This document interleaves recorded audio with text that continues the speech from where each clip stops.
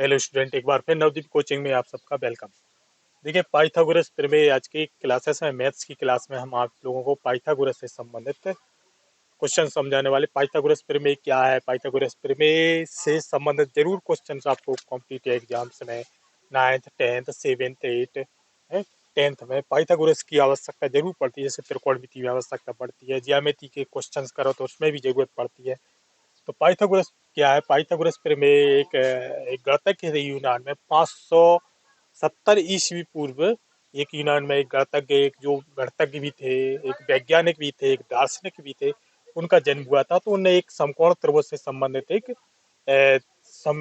प्रमेय दी थी हमारे लिए बहुत ही इम्पोर्टेंट। पाइथागोरस समकोण त्रिभुज से संबंधित, समकोण त्रिभुज मतलब जिसका एक एंगल 90 डिग्री का हो, तो उसको हम राइट एंगल या समकोण त्रिभुज बोलते हैं। जैसे कोई भी एंगल, जैसे हम मान लो दीवार पर एक नसेनी लगाते हैं, दीवार पर एक सीढ़ी लगाते हैं, तो उसको हम वहां पर एक समकोण त्रिभुज बन जाता है। एग्जाम्पल्स, जैसे कोई खंबा है, खंबा से एक तार, एक रस्सी बांध दी जाए ऊपर से जमीन तक, तो वह भी एक समकोण त्रिभुज बन जाता है। तो समकोण त्रिभुज में जो एंगल एक एक एंगल होता है वह 90 डिग्री का होता है। बाकी ये दोनों कोण कोई भी 90 अंश से कम रहेंगे। जैसे 45 के भी हो सकते हैं, 60-30 के भी हो सकते हैं, 70-20 के भी हो सकते हैं, लेकिन एक एंगल कितने का? 90 डिग्री का होना चाहिए। तो यहाँ पर जैसे जो तिरछी रेखा होती है उसको हम कर्ण बोलते हैं, तो तिरछी रेखा। फिर लंब और आधार। तो कर्ण हमेशा बड़ी होती है। अब वह कितनी बड़ी होती है?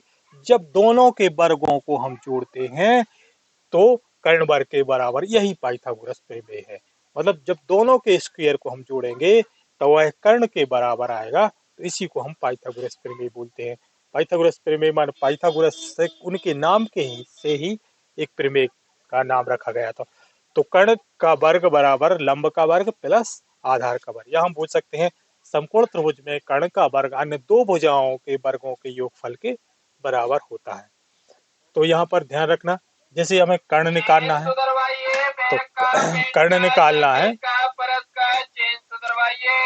कर्ण निकालना है तो लंब का वर्ग प्लस आधार का वर्ग हो जाएगा। कर्ण का वर्ग बराबर लंब का वर्ग प्लस आधार का वर्ग, स्क्वायर हट के अंडर रूट आ जाएगा, रूट आ जाएगा। तो कर्ण निकालना है तो लंब वर्ग और आधार वर्ग को जोड़ के और उसका रूट निकाल दो, मतलब वर्गमूल निकाल दो। जैसे 25 का 5, 100 का 10, 81 का 9।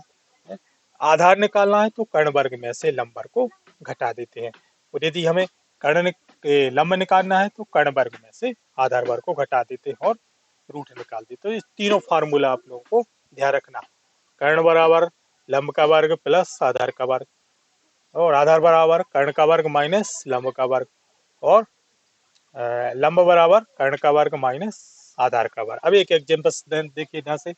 एग्जाम्पल, त्रिभुज A B C is right angle C, मतलब 90 सी 90 डिग्री का है, मतलब 90 अंश का है, 90 अंश का है। तो यहाँ पर 90 अंश के सामने जो समकोण बन रहा है उसके सामने की भुजा तिरछी जो रेखा है वह कर्ण हो जाएगी। यह लंब, ये आधार और ये कर्ण। तो यहाँ पर हमें कर्ण निकालना है। मतलब कर्ण का वर्ग बराबर लंब का वर्ग प्लस आधार का वर्ग।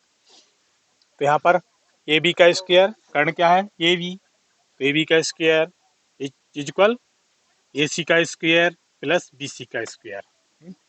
तो ए सी कितना है? 5 का स्क्वायर।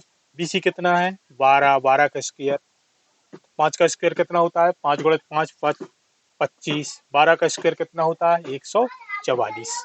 दोनों को जोड़ दो, टोटल करो 169, मतलब 169।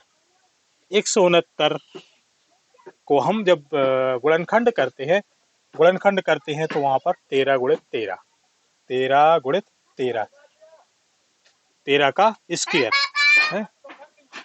तो स्क्वायर दोनों कट जाएंगे, ये भी बराबर 13, या फिर 13 का हम रूट निकाल देंगे, मतलब अंडर रूट या वर्गमूल निकालेंगे 13 सेंटीमीटर। मतलब ये कर्ण कितनी निकली?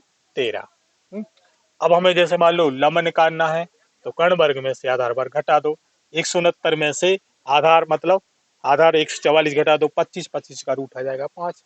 यदि हमें आधार निकालना है तो 169 में से 13 का स्क्वायर 169 में से 25 घटा दो 144 का रूट कितना आ जाएगा? 12। तो इस तरह से हम तीनों हो जाए निकाल लेंगे।